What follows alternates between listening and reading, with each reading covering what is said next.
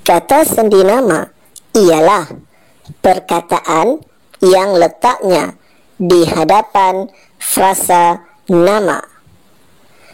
Baiklah, untuk perkongsian kali ini, saya akan berkongsi mengenai kata sendi nama di, ke, dari, daripada, kepada, pada, hingga, dengan.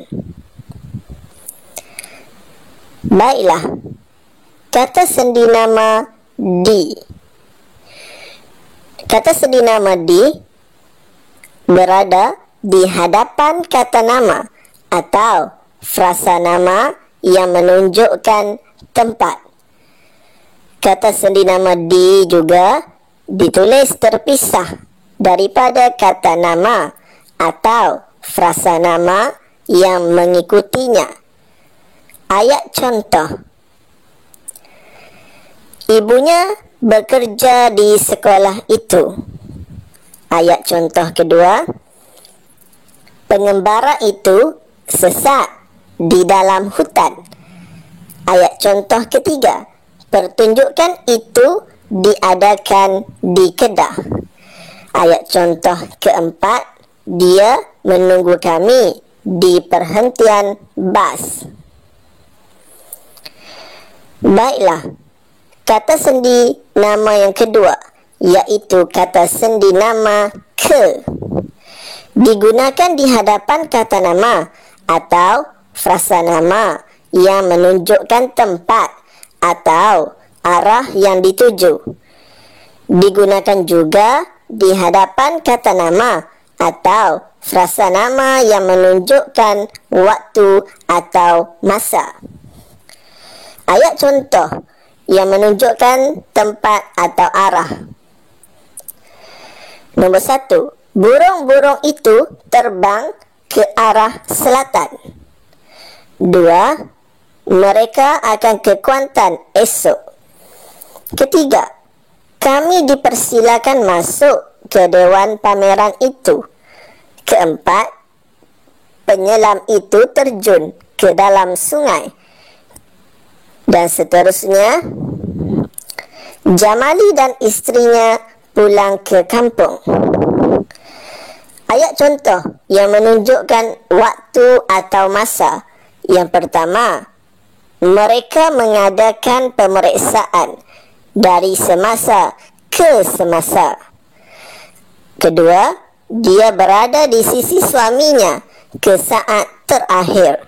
Ketiga, Saripah menunggu kawannya dari pagi ke petang.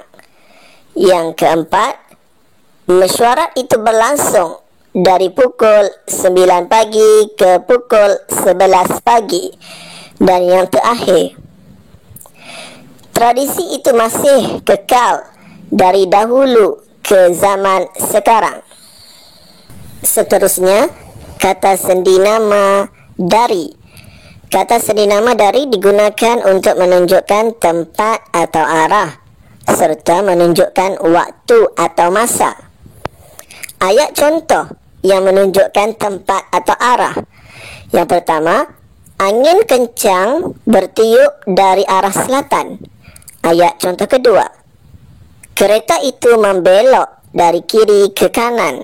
Seterusnya, bola itu ditendang dari penjuru padang. Dan yang keempat, kajian itu dibuat dari sudut ekonomi. Ayat contoh yang menunjukkan waktu atau masa. Yang pertama, tempoh pembayaran bermula dari tarikh penyerahan barang itu. Kedua, mesyuarat akan diadakan dari pukul 9 pagi hingga pukul 6 petang. Ketiga, perkara itu telah diketahui dari waktu subuh lagi. Keempat, kerajaan itu terkenal dari kurun ke-18 lagi. Seterusnya, kata sendi nama daripada.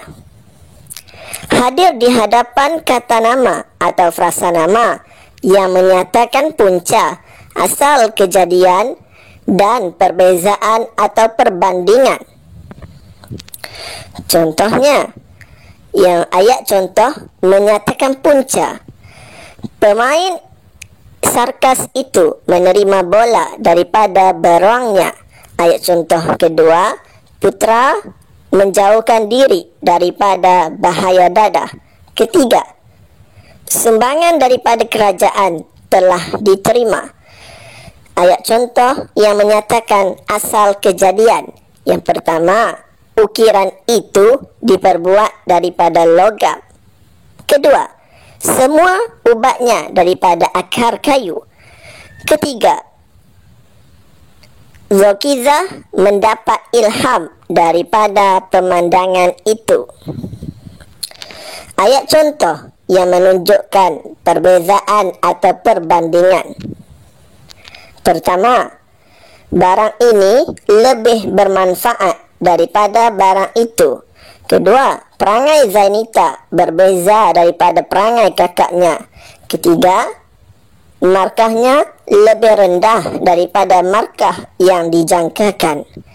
Seterusnya, kata sendi nama kepada terletak di hadapan kata nama atau frasa nama untuk menyatakan sasaran, menyatakan pecahan dan menyatakan perubahan keadaan.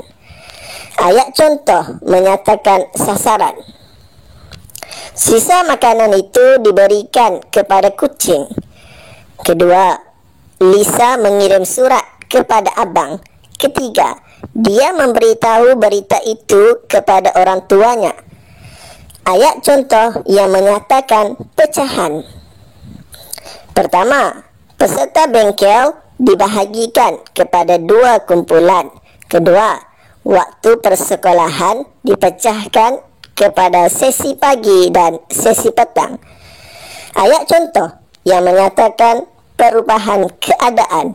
Pertama, berat badannya meningkat kepada 40 kilogram. Kedua, keadaan ekonomi berubah kepada tahap yang lebih baik.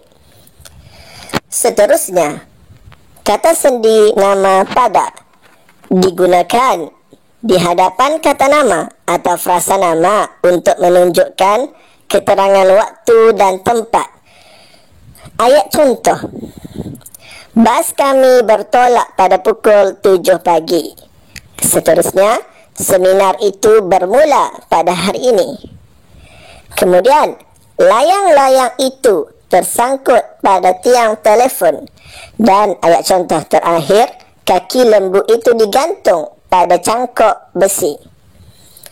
Seterusnya, kata sendi nama hingga digunakan di hadapan kata nama atau frasa nama untuk membawa maksud perihal peringkat dan had masa, waktu atau tempat.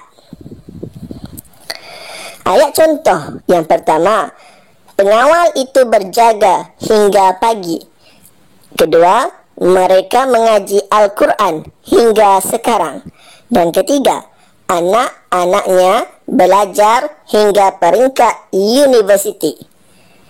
Kata sendi nama dengan digunakan di hadapan kata nama atau frasa nama untuk membawa maksud bersama-sama cara sesuatu itu dilakukan dan memakai atau menggunakan. Ayat contoh pertama, Jamiah menelaah mata pelajaran sains dengan kawannya. Ayat contoh kedua, ayah pergi ke pasar dengan ibu. Ayat contoh ketiga, sumbangannya kami terima dengan hati terbuka.